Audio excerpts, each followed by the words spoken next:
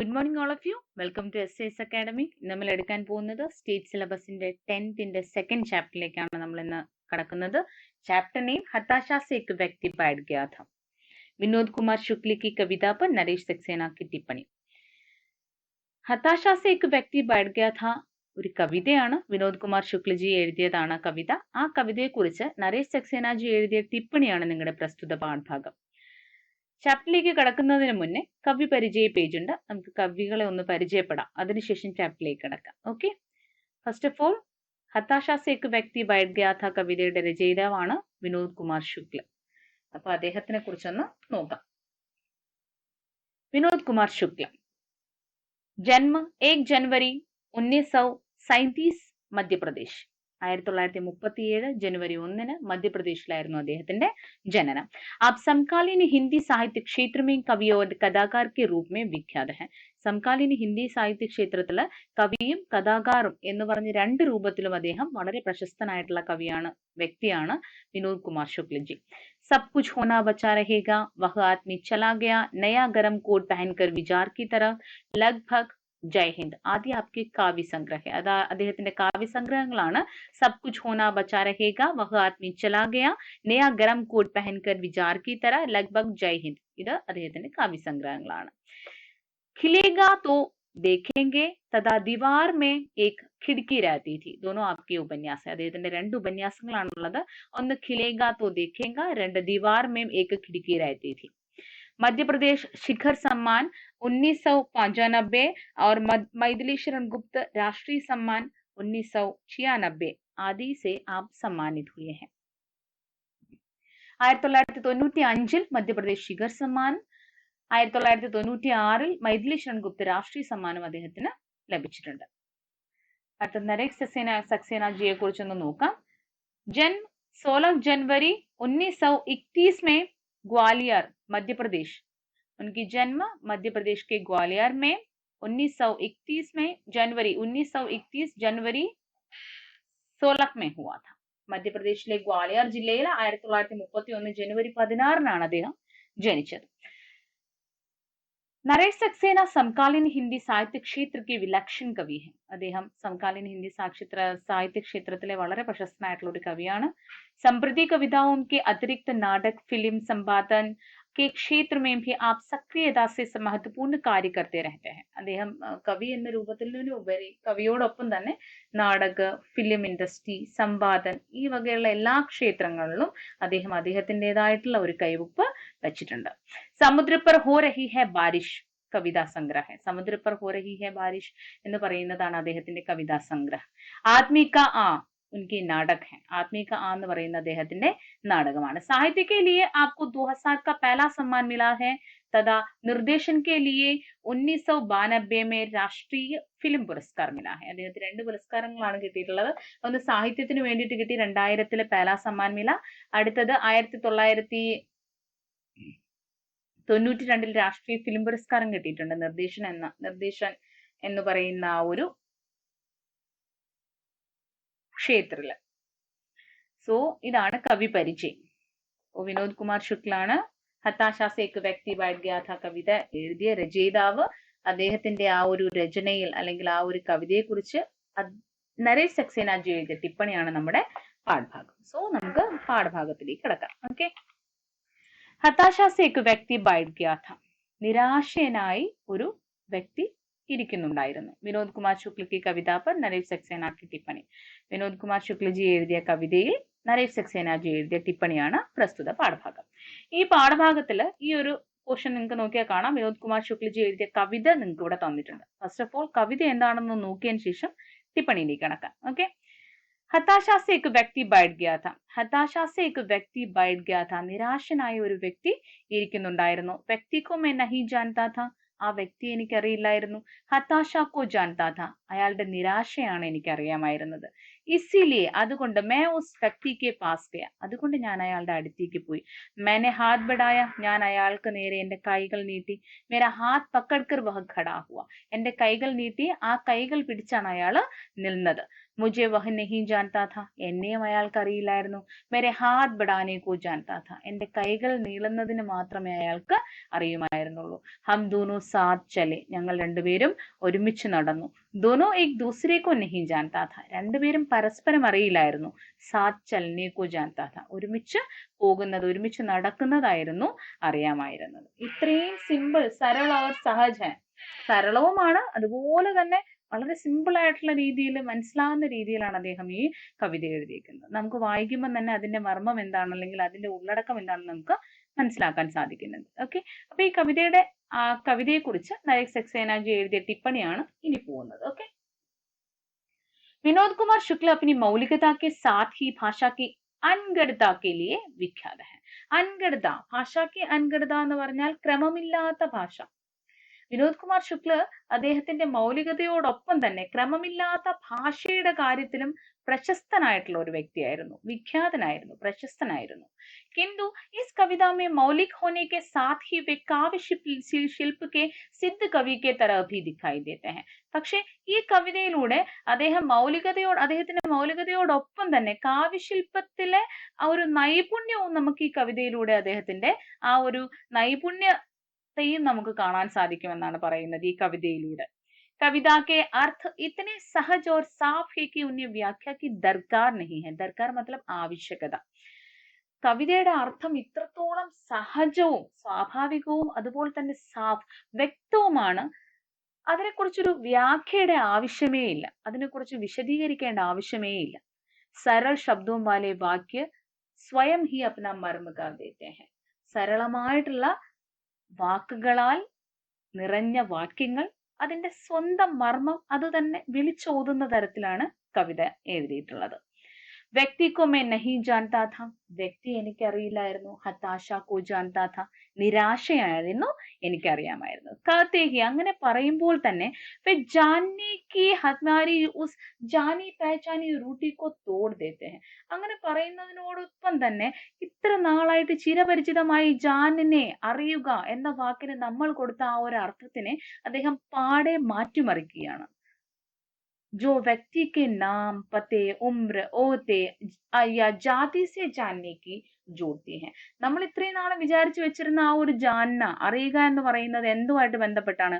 ഒരു വ്യക്തിയുടെ പേര്, നാം, പത്തെ, അഡ്രസ്, ഉമ്ര, പ്രായം, ഓഹത്തെ, അദ്ദേഹത്തിന്റെ പദവി, ജാതി, ഈ കാര്യങ്ങളൊക്കെ ആയിട്ട് ജോഡ്തി, ഇതുമെല്ലാം ചുറ്റപ്പെട്ടാണ് നമ്മൾ ഒരാളെ അറിയുക എന്ന വാക്കുകൊണ്ട് ഇത്രയും നാളെ നമ്മൾ വിചാരിച്ചു വെച്ചിരുന്ന ആ ഒരു അർത്ഥം എന്ന് പറയുന്നത്. യദി, ഒരു പക്ഷേ, ഹം കിസി വ്യക്തി കോ ഉസ്കി ഹതാശ, ഏതെങ്കിലും ഒരു വ്യക്തിയുടെ എന്താ പറയാ, മോഹഭംഗം, നിരാശ, അസഹായത, അതായത് നിസ്സഹായാവസ്ഥ, യാ ഉസ്കെ സങ്കട്, അദ്ദേഹത്തിന്റെ പ്രയാസം, യാ സബ്സെ നഹീ ജാൻതേ തോ, ഇതെല്ലാം ഒരാളുടെ ഇങ്ങനെയുള്ള ബുദ്ധിമുട്ടുകളും പ്രശ്നങ്ങളും, അയാളുടെ എന്താ പറയുക, മോഹഭംഗവും, അയാളുടെ നിരാശയും, അയാളുടെ നിസ്സഹായ അവസ്ഥയും, അയാളുടെ പ്രയാസവും ഒന്നും നമുക്ക് അറിയാൻ സാധിച്ചില്ല എന്നുണ്ടെങ്കിൽ, तो हम कुछ नहीं जानते थे, അങ്ങനെ അറിയാൻ സാധിച്ചില്ല എങ്കിൽ സത്യത്തിൽ നമുക്ക് അയാളെ കുറിച്ച് ഒന്നും അറിയില്ല എന്നാണ് വ്യക്തമായിട്ടുള്ളത്. സടക് പർ ഘായൽ പടെ അപരിചിത വ്യക്തി. സടക്, റോഡിൽ, ഘായൽ പടെ, ഘായൽ എന്ന് പറഞ്ഞാൽ മുറിവാണ് കേട്ടോ. ഘായൽ പടെ, മുറിവേറ്റ് കിടക്കുന്ന ഒരു അപരിചിതനായിട്ടുള്ള ഒരു വ്യക്തിയെ ദേക്കർ ക്യാ ഹം കഹ സക്തേ ഹൈ കി ഉസേ ഹം നഹീ ജാൻതേ. നമ്മൾ അങ്ങനെ ഒരു ഒരു അപകടം പറ്റി മുറിവേറ്റ് റോഡിൽ കിടക്കുന്ന ഒരു വ്യക്തിയെ കണ്ടിട്ട് നമുക്ക് പറയാൻ സാധിക്കുമോ നമുക്ക് അയാളെ അറിയില്ല എന്ന്? വാസ്തവമേ ഹം ജാൻതേ ഹൈ, സത്യത്തിൽ നമുക്ക് അയാളെ അറിയാം. എങ്ങനെയാണ്? കി യഹ് വ്യക്തി മുസീബത്ത് മേ ഹൈ, ഈ വ്യക്തി അപകടത്തിലാണ് എന്ന് നമുക്കറിയാം, അപകടത്തിൽപ്പെട്ടിരിക്കുകയാണെന്ന് നമുക്ക് അറിയാം. और इससे हमारी मदद की जरूरत है. मदद मतलब സഹായം.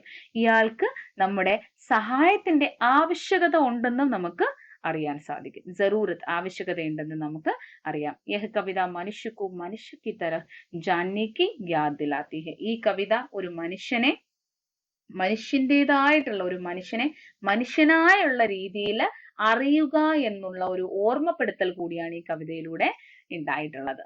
കവിത ലഗാതാർ നഹീ ജാൻനെ ഓർ ജാൻനെ കി ബയാൻ കർത്തി ജാത്തി ഹൈ. ലഗാതാർ, നിരന്തരം, ലഗാതാർ എന്ന് പറഞ്ഞാൽ നിരന്തരം. കവിത ലഗാതാർ, നിരന്തരമായി തന്നെ, നഹീം ജാൻനെ ഓർ ജാൻനെ, ഈ രണ്ട് വാക്കുകൾ, അറിയാതിരിക്കുക, അറിയില്ല, അറിയും എന്ന് പറയുന്ന ഈ രണ്ട് വാക്കുകൾ ബയാൻ കർത്തി ജാത്തി ഹൈ, ഇതിങ്ങനെ ഊന്നൽ കൊടുത്ത് പോകുന്നുണ്ട് ഈ കവിതയിലുടനീളം, നിരന്തരമായി തന്നെ.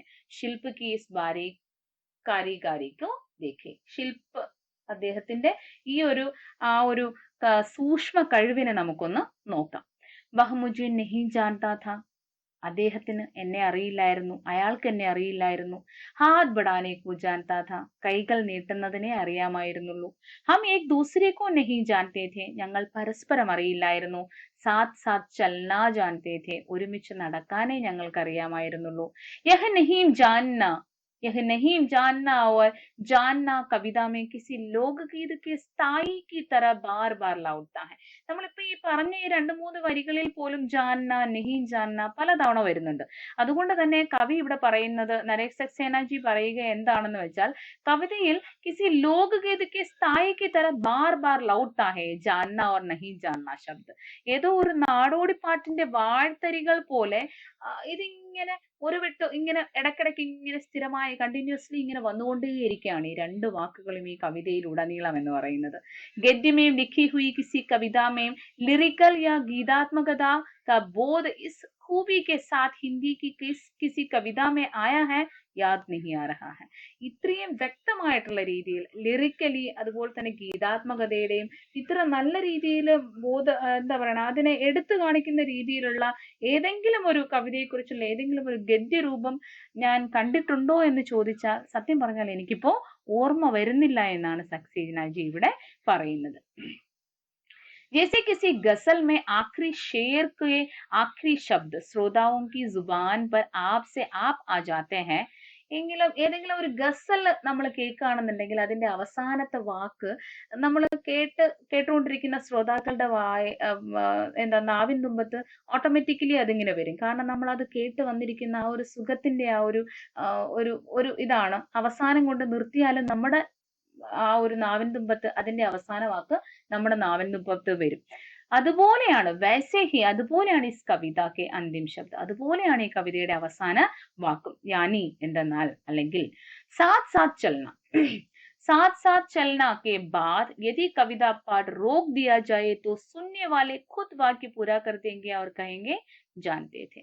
ഒരു പക്ഷേ സാത്ത് സാത്ത് ചലന എന്ന് പറയുന്ന വാക്കിന് ശേഷം കവിത വായിക്കുന്ന ആൾ പാഠ് റോക് ദിയാത്തോ, അയാൾ വായിക്കുന്നത് നിർത്തുകയാണെങ്കിൽ സുന്നേ വാലെ കേൾക്കുന്നയാൾ ഖുദ് വാക്യ പൂരാ കർ ദേംഗെ അവർ കഹെങ്കെ ജാൻതേ ഥേ. കേൾക്കുന്നയാൾ ആ ഒരു വാക്യത്തിനെ അയാൾ തന്നെ സ്വയമേ അതിനെ പൂർത്തീകരിക്കും. എന്തെന്ന് പറഞ്ഞ് പൂർത്തീകരിക്കും? ജാൻതേ ഥേ, അറിയാമായിരുന്നു എന്ന് പറഞ്ഞ് പൂർത്തീകരിക്കും എന്നാണ് പറയുന്നത്. ഒരു ഗസലിനോട് ഉപമിച്ചിരിക്കുകയും ചെയ്യുന്നുണ്ട് ഈ കവിതയെ, ആ ഒരു രീതിയോട് ഉപമിച്ചിരിക്കുന്നുണ്ട് ഈ കവിതയെ. യഹ് കവിത ജാന്ന ശബ്ദ കെ रूढ़िग्रस्त अर्थ को पूरी तरह से बदल देते हैं. ഈ കവിത ജാന്ന എന്ന് പറയുന്ന ആ ഒരു വാക്കിന്റെ പരമ്പരാഗതമായിട്ടുള്ള ആ ഒരു അർത്ഥത്തിനെ തന്നെ പൂർണ്ണമായിട്ടുള്ള രീതിയിൽ എന്ത് ചെയ്തിരിക്കുകയാണ്? മാറ്റിമറിച്ചിരിക്കുകയാണ്. ബദൽ ദേത്തി ഹെ, മാറ്റിമറിച്ചിരിക്കുകയാണ്. ഇസ് കവിത की पहली 2 पंक्तियों में ही कवि अपनी पूरी बात कह देती है. സത്യം പറഞ്ഞാൽ ഈ കവിതയുടെ ആദ്യത്തെ 2 വരിയിൽ തന്നെ അദ്ദേഹത്തിന് പറയാനുള്ള കാര്യങ്ങൾ വ്യക്തമായിട്ട് സ്പഷ്ടമായിട്ടുള്ള രീതിയിൽ പറയുന്നുണ്ട്. ശേഷ പങ്ക്തിയാം, ആ 2 വരികളിൽ നിന്ന് തന്നെ നമുക്ക് കാര്യങ്ങൾ മനസ്സിലാക്കിയെടുക്കാൻ സാധിക്കുന്നുണ്ട്. അതിനുശേഷമുള്ള ആ വരികൾ എന്ന് പറയുന്നത് ഉസി കഹേ ഗയി കോ ഓർ സഖൻ ഓർ ഗഹരാ കർത്തി ഹെ. ആ പറഞ്ഞ ആ 2 വരികളെ തന്നെ വീണ്ടും വീണ്ടും ഇങ്ങനെ ആവർത്തിച്ച് അതുമായി റിലേറ്റഡ് ആയി കണക്ട് ചെയ്ത് ആവർത്തിച്ച് പോകും തോറും ആ വരികളെ കൂടുതൽ ആഴമുള്ളതും ഗാഢതയുള്ളതുമായി മാറ്റി തീർക്കുന്നു എന്നാണ് പറഞ്ഞിരിക്കുന്നത്. സഖൻ ഗാഢമായിട്ടുള്ളത്, ഗഹര ആഴമേറിയതുമാക്കി തീർക്കുന്നു ബാക്കിയുള്ള വരികൾ എന്നാണ് പറഞ്ഞിരിക്കുന്നത്. കവിത കാ സന്ദേശ് യഹ് ഹേ കി, ഈ കവിതയിലൂടെ അദ്ദേഹം നമുക്ക് നൽകാൻ ഉദ്ദേശിക്കുന്ന, വിനോദ് കുമാർ ശുക്ലജി നമുക്ക് നൽകുന്ന സന്ദേശം എന്താണെന്നാൽ, ദോ മനുഷ്യോं के बीच मनुष्यता का एहसास यानी मानवीय संवेदना होना जरूरी है. 2 മനുഷ്യരുടെ ഇടയിൽ മനുഷ്യതാ കാ എഹ്സാസ് होना चाहिए. മനുഷ്യത്വത്തിന്റെ അനുഭവമാണ്, അതിന്റെ ഒരു പ്രതീതിയാണ് 2 മനുഷ്യന്മാരുടെ ഇടയിൽ ഉണ്ടാവേണ്ടത്, ആവശ്യകത. അങ്ങനെ ഒരു പ്രതീതിയാണ്, അല്ലെങ്കിൽ മനുഷ്യത്വത്തിന്റെ ഒരു അനുഭവമാണ് രണ്ട് മനുഷ്യരുടെ ഇടയിൽ ഉണ്ടാകേണ്ടത്. അതാണ് ആവശ്യകത എന്നാണ് കവി ഇവിടെ നമുക്ക് നൽകുന്ന സന്ദേശം. അതോടൊപ്പം അദ്ദേഹം പറയുന്നുണ്ട്, ജാൻകാരിയം ജറൂരി നഹി ഹെ.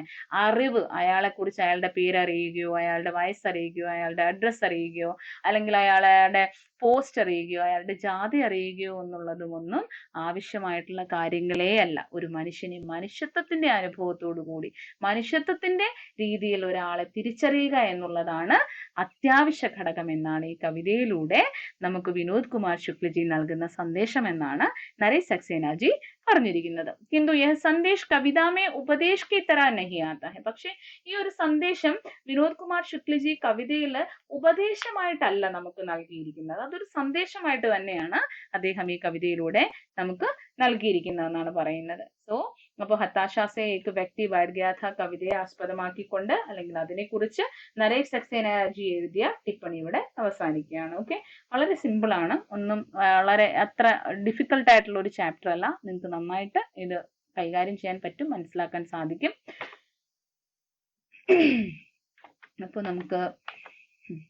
അപ്പൊ ഈ ഒരു ചാപ്റ്റർ കഴിഞ്ഞിട്ട് നമുക്ക് ഇങ്ങനെ ഒരു പേജ് തന്നിട്ട് ഒരു പിക്ചർ തന്നിട്ടുള്ള ഒരു പേജ് ഉണ്ട്. എന്നിട്ട് അതിന്റെ ക്വസ്റ്റ്യൻ എന്താന്ന് വെച്ചാൽ സോച്ചേ, ആലോചിക്കൂ, ഈ ചിത്രം ആപ്സെ ക്യാ കഹ രഹാ ഹെ. ഈ ഒരു ചിത്രം നിങ്ങളോട് എന്താണ് പറയുന്നത്? ഈ ഒരു ചാപ്റ്ററുമായിട്ട് ഈ ഒരു ടിപ്പണിയുമായിട്ട് കണക്ട് ചെയ്യുകയാണെന്നുണ്ടെങ്കിൽ ഉറപ്പായിട്ടും ആ ടിപ്പണിയിൽ പറയുന്ന കാര്യങ്ങളൊക്കെ തന്നെയാണ് അല്ലെ. ഈ ഒരു കോഴിക്കുഞ്ഞ് ഭാണ്ട് എന്തായാലും വെള്ളപ്പൊക്കത്തിന്റെ ആ ഒരു സാഹചര്യമാണ്, അതിൽ ആകെ ഒറ്റപ്പെട്ട് തനിയെ ഒഴുകി നീങ്ങി പോവുകയാണ്. അതിനിപ്പോ എന്തിന്റെയാണ് ആവശ്യം? സഹായത്തിന്റെ ആവശ്യമാണ് അല്ലെ. നമ്മുടെ മനസ്സിന്റെ മനുഷ്യത്വത്തിന്റെ ആവശ്യമാണ് അതിനെ രക്ഷിക്കുക എന്നുള്ളത്. അല്ലാതെ എനിക്കതിനെ അറിയില്ല, എന്റെ അല്ല എന്ന് പറഞ്ഞു പോയാൽ അതിനോട് നമ്മൾ കാണിക്കുന്ന മാനുഷികപരമായിട്ടുള്ള ഒരു സഹാനുഭൂതിയോ അല്ലെങ്കിൽ അങ്ങനെയുള്ള ഒരു അനുഭാവമോ ആയിരിക്കത്തില്ല അല്ലെ അത്. അപ്പൊ ആ രീതിയിൽ ഈ ഒരു ടിപ്പണിയായിട്ട് കണക്ട് ചെയ്ത് ചിന്തിക്കുകയാണെന്നുണ്ടെങ്കിൽ ഇതിന്റെ ആ ഒരു പിക്ചറൈസേഷന്റെ ഒരു എന്താ പറയുക എക്സ്പ്ലനേഷൻ നിങ്ങൾക്ക് കൃത്യമായിട്ട് കണ്ടെത്താൻ ആകും. ഓക്കെ, സോ ഈ ചാപ്റ്റർ ഇവിടെ അവസാനിക്കുകയാണ്. നിങ്ങൾക്ക് എല്ലാവർക്കും ഈ ചാപ്റ്റർ ഇഷ്ടപ്പെട്ടു, മനസ്സിലായി എന്ന് ഞാൻ വിചാരിക്കുന്നു. അപ്പോൾ ഇനി എൻ്റെ ചാനൽ സബ്സ്ക്രൈബ് ചെയ്യാത്ത ആരെങ്കിലും ഉണ്ടെങ്കിൽ പ്ലീസ് എൻ്റെ ചാനൽ സബ്സ്ക്രൈബ് ചെയ്യുക, വീഡിയോ പ്ലീസ് ഫുള്ളായിട്ട് വാച്ച് ചെയ്യുക, ലൈക്ക് ചെയ്യുക, മറന്നു പോരുത്, ആൻഡ് ഷെയർ ചെയ്യുക. Thank you.